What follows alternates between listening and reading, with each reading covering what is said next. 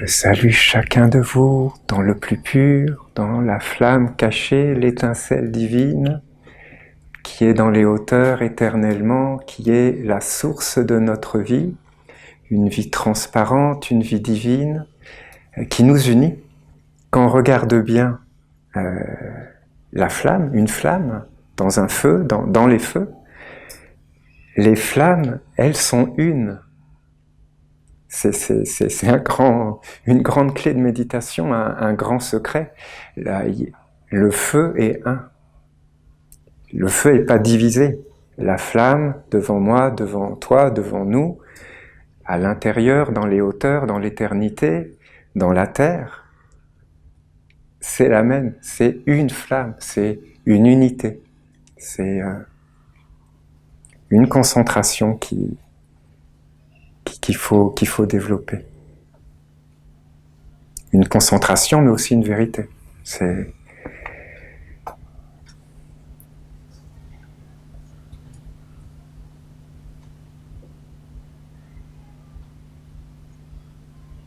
dans les hauteurs, dans notre être véritable, pour donner une autre image de la même chose, nous sommes un. Notre maître, il avait amené cette idée qui est une splendeur, c'est qu'en fait, l'autre, c'est moi, dans un autre espace-temps. Voilà. On est le même dans les hauteurs, dans notre origine divine, on est un dans notre origine divine. Le feu est un. Mais, sur la terre, dans le corps, on est dans des espaces-temps différents. On est chacun dans notre chemin, ce qu'on doit porter, ce qu'on doit travailler, ce qu'on doit libérer, ce qu'on doit guérir. On a chacun notre part du travail, mais on est... Voilà, l'autre, c'est moi, c'est toi, on est un. On est ensemble sur le chemin. Et donc voilà, si tu fais du mal à ton frère, à ta sœur, si tu parles mal de lui, c'est à toi.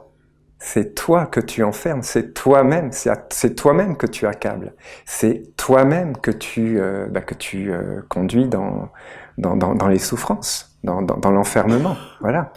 Il faut avoir cette conscience. Si tu fais du mal à ton frère, à ta sœur, c'est pour ça que le maître, le grand maître Yeshua, Jésus, qui a incarné la splendeur du monde divin, de la lumière du Père sur la terre, sur la mer, dans le ventre de la mer, il a dit ne fais pas de mal, voilà. C'est une clé, parce que l'autre c'est toi. Donc si tu fais du mal à l'autre, c'est à toi que tu fais du mal, c'est toi-même que tu enfermes, et c'est toi-même qu'il faudra que tu reviennes pour guérir ce que tu as fait, pour nettoyer ce que tu as fait, pour libérer ce que tu as fait. Donc voilà, ayons cette conscience, l'autre c'est nous, c'est moi, c'est toi, on est un, dans des espaces-temps différents.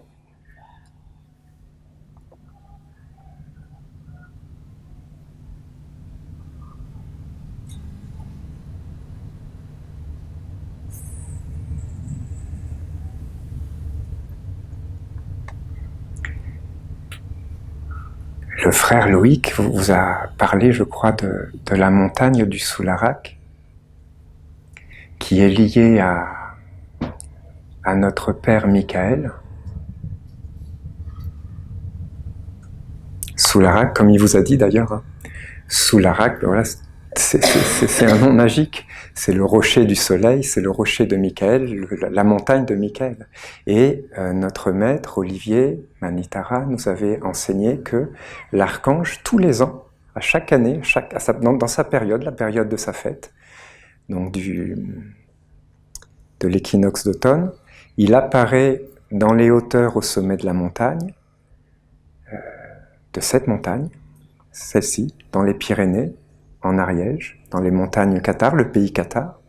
Et là, dans la vallée plus bas, il y a un endroit secret où les maîtres, donc ils se réunissent pas physiquement, mais dans les mondes subtils, dans les mondes invisibles, il y a une vallée secrète, cachée, qui est quelque part extrêmement difficile d'accès, où ils se réunissent pour honorer l'archange, pour recevoir la lumière de l'archange. Et l'archange, il parle à travers son regard. c'est le regard de Dieu, un regard divin, un regard pur, transparent, qui transperce tout ce qui est mortel, qui va jusque dans le fond et qui donne la semence de la lumière, de l'éternité, de l'amour, de la sagesse, de la vérité. Et les maîtres, voilà, ils se réunissent dans cette vallée secrète, cachée, dans les mondes invisibles, pour accueillir l'archange, pour toute la Terre, quelque part, pour nous tous, hein, pour les enfants de la lumière, pour les parents de la lumière, pour tous les humains, pour tous les animaux, pour tous les végétaux, pour tous les minéraux, pour la mer. Et d'ailleurs, notre maître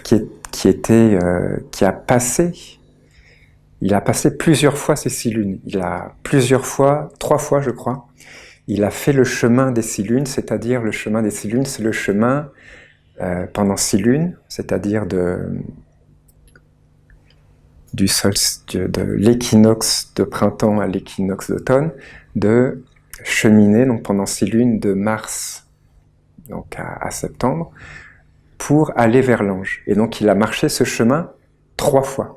Et une de ces 3 fois, c'était justement dans l'aura de cette montagne sacrée du Soularac, puisqu'en fait il était à Montségur. Montségur, c'est dans la vallée.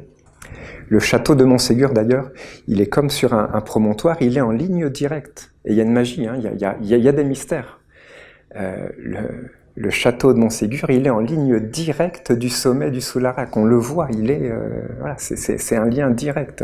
Et notre maître donc nous avait expliqué qu'il avait reçu quelque part le flambeau que le maître Ivanov portait, que lui-même avait reçu du maître Denov. Notre maître a reçu ce flambeau du maître Ivanov dans cette terre, dans cette vallée. Voilà, il nous avait expliqué, une fois le maître Ivanov était venu le chercher la nuit, l'avait conduit c'est des mystères, c'est dans l'aura du château, et voilà, il y avait eu comme une transmission. Il avait reçu le flambeau que le maître portait lui-même de son vivant, et qu'il avait lui-même reçu de son maître, le maître Peter Denov.